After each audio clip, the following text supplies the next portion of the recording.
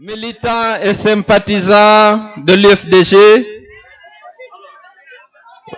beaucoup de discours ont été déjà prononcés, d'excellents discours d'ailleurs, dont il faut saluer le contenu et saluer l'engagement donné ici par les porte-paroles de nos députés à l'Assemblée nationale de rester dignes de votre confiance, de notre confiance. Je n'ai aucun doute là-dessus. Je l'ai dit ici il y a 1 ou 2 semaines, lorsqu'on m'a dit que le RPG était en train d'acheter des députés de l'opposition, j'ai dit haut et fort qu'il n'y a aucun risque que le RPG trouve un député achetable au sein de l'UFDG. S'ils étaient achetables, certains l'auraient déjà été. Qu'est-ce que nous n'avons pas subi depuis que Alpha Condé est au pouvoir? Comme intimidation, affectation arbitraire, exclusion, discrimination, tentative de débauchage. Rien dans les préfectures, au niveau de la capitale, au niveau des cadres. Combien d'offres a-t-on adressé à des cadres de l'UFDG? Il y a eu un seul cas qui a été débauché, c'est Salih Bella. Tous les autres ont résisté. Je dois leur adresser mes félicitations. Tout le monde a reçu des délégations du RPG. Dans les préfectures, parfois c'est les préfets, les gouverneurs, les sous-préfets, d'autres cadres du RPG en Kianciel avec des promesses. Jamais un cadre de l'UFDG n'a cédé à la tentation d'aller essayer. Je me dois de rendre hommage à la constance et à la fidélité de nos cadres qui se sont engagés résolument dans le combat pour l'instauration dans notre pays d'une justice véritable au service du citoyen, d'une véritable démocratie, pour l'instauration de l'état de droit, qui pourrait garantir à tous les fils et à toutes les filles du pays le respect de leurs droits. Je dois vous féliciter pour cette constance et je n'ai aucun doute, dis-je, qu'au sein de l'hémicycle aussi, parce que les députés resteront fidèles à l'engagement qui a été pris. En Afrique, on a l'habitude d'assister à une transhumance des députés. Mais je ne le dis pas pour mettre en garde. Je n'ai aucun doute, j'ai une confiance totale aux militants de l'UFDG élus comme députés de la République qui resteront jusqu'au bout des députés de l'Union des forces démocratiques de Guinée. Je voudrais encore une fois vous féliciter. Le combat a été long, difficile. Souvenez-vous, depuis 2011, les marches que nous avons organisées et les coups qu'on a supportés, les jeunes qui ont été assassinés, les jeunes, les femmes et les vieux qui ont été arrêtés, brutalisés, jugés, condamnés arbitrairement au mépris de la loi. Aujourd'hui encore, nous avons des handicapés à vie. Pas plus tard qu'hier, on est venu attirer mon attention sur un cas, un jeune qui a donc cas et qui est paralysé. Celui qu'on avait envoyé à Dakar, on m'a dit qu'il est rentré, mais ça ne va pas, il risque la paralysie pour la vie. Quel sacrifice n'a-t-on pas donné à l'UFDG pour la Guinée, pour la démocratie, pour la justice? L'UFDG a tout donné parce que nous sommes convaincus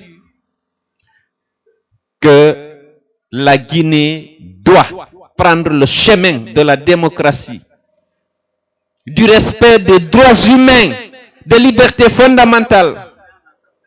Nous devons renoncer à l'exclusion, à l'arbitraire, à l'injustice, pour promouvoir la fraternité, la démocratie, l'unité et l'égalité des citoyens. Ce combat-là, nous continuerons de le mener à l'hémicycle, bien sûr, mais en dehors de l'hémicycle, s'il y a lieu, nous n'allons pas renoncer jusqu'à la victoire finale pour que notre Guinée verdoyante soit une Guinée démocratique, respectueuse des droits humains. Une Guinée réconciliée avec eux-mêmes, où tous les enfants du pays sont égaux devant la loi et devant le patrimoine commun. Voilà les objectifs que nous poursuivons. Malheureusement, avec Alpha Condé, on ne fait que s'en éloigner. Malheureusement. Nous allons ajouter à nos instruments de combat le débat parlementaire. Et je sais que nous avons des cadres compétents, convaincus. Et j'espère qu'on trouvera au sein de l'hémicycle, au-delà de sensibilités politiques, des patriotes guinéens attachés à l'intérêt de la collectivité nationale et déterminés à soutenir les bonnes causes, qu'elles viennent de l'opposition ou du pouvoir. Je suis convaincu qu'à cet égard, on pourra compter sur nos députés. Ils prendront des initiatives pour assurer le respect correct de l'accord du 3 juillet. Notamment dans ces dispositions relatives à l'identification des auteurs et commanditaires des crimes qu'on a subis. Les dispositions relatives à l'indemnisation des victimes pour que la collectivité nationale reconnaisse que des jeunes innocents ont été tués. Des boutiques et des maisons de citoyens innocents ont été incendiées, vandalisées pour que la collectivité nationale vienne réparer ce préjudice. Ça aura un sens moral plus que le sens matériel. Si la Guinée veut être la Guinée de la solidarité, la Guinée de la justice, il faudra que ces dispositions soient appliquées. Et nous allons continuer notre combat au sein de l'Assemblée et en dehors. J'ai la casquette et la chemise de l'UFDG pour dire que la campagne va démarrer pour les législatives et la présidentielle 2015. Le combat pour l'Assemblée nationale est terminé. Nous avons nos députés. Les 37, je l'ai dit, ne reflètent pas le poids réel de l'UFDG, vous le savez.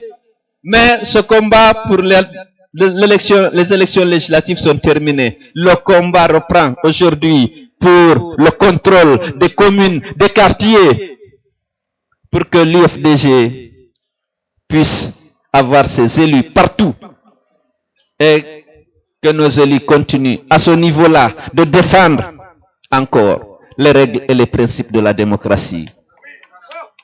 Et que nous puissions donc préparer l'élection présidentielle de 2015. Donc, préparez-vous, vérifions, j'invite les fédérations et les membres du bureau exécutif pour se mettre ensemble dans chacune des 5 communes de Conakry en attendant pour vérifier est-ce que nos comités de base sont sur place. Est-ce que ces comités fonctionnent? Est-ce qu'il y a lieu de les renouveler, de les restructurer? Et en ce moment, il faut le faire parce que si on n'est pas à la base, on ne peut pas gagner. Il faut que nos structures à la base soient fonctionnelles.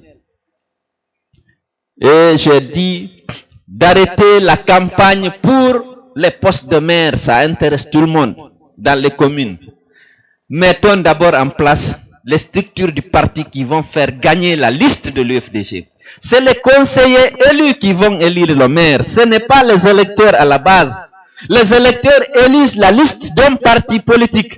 Il faut que la liste du parti recueille le maximum de suffrages dans les 5 communes. Et maintenant, les conseillers élus vont choisir parmi eux celui qui est le mieux placé pour être le maire UFDG de la commune au cas où nous aurons obtenu la majorité nécessaire. Les rivalités, les querelles que suscite aujourd'hui la lutte pour le poste de maire, je demande à tous les cadres engagés dans ce combat d'arrêter. L'UFDG trouvera la bonne formule pour appuyer le moment venu celui qui sera mieux placé parmi les conseillers qui seront élus. Mais si déjà on ouvre la bataille pour le poste de maire alors que la question de la liste n'est pas réglée, ça ne sert à rien, c'est le charrue avant le bœuf comme on dit. Et donc je demande aux gens de se calmer, on trouvera les formules appropriées pour choisir objectivement dans le cadre de règles et des procédures définies à cet effet, les membres de la liste. Et parmi les élus, on trouvera par le consensus habituel, sinon par une primaire bien organisée, celui qui peut être présenté comme maire parmi les conseillers. Parce que le maire doit sortir du conseiller. On ne peut pas faire la campagne du maire, je vais être maire. On ne vote pas pour un maire, on vote pour une liste. Il y aura une seule liste UFDG. Nous allons nous concerter. Ceux qui ont exprimé des intérêts pour la mairie, il faut d'abord qu'ils soient inscrits dans la liste. Et après, et que cette liste recueille la majorité des suffrages exprimés dans la commune pour que les conseillers élus décident qui d'entre eux ils vont soutenir.